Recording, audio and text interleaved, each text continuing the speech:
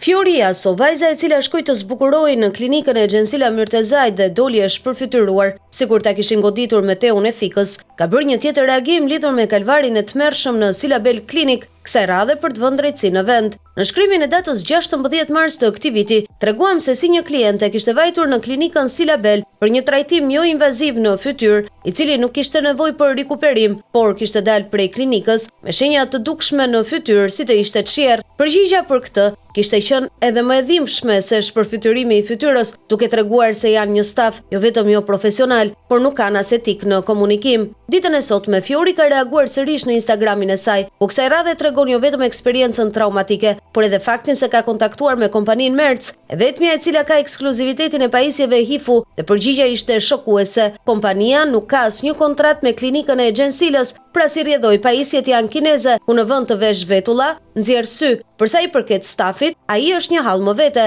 pasi para trajtimit askush nuk është interesuar të di nëse pacienti abuante nga ndonjë sëmundje apo mos ishte shtatzën, pasi është kategorikisht ndaluar të përdoret në të tilla raste. Dhe në fund, një blok. Stafi i Silabel Klinik nuk e ka marrë mundimin jo vetëm ta sqarojë, lej që çdo sqaronte, por as ta rimbursoj pacienten, në këtë rast vetëm kliente, e cila të vetmen dritare denoncimi ka patur rrjetet sociale.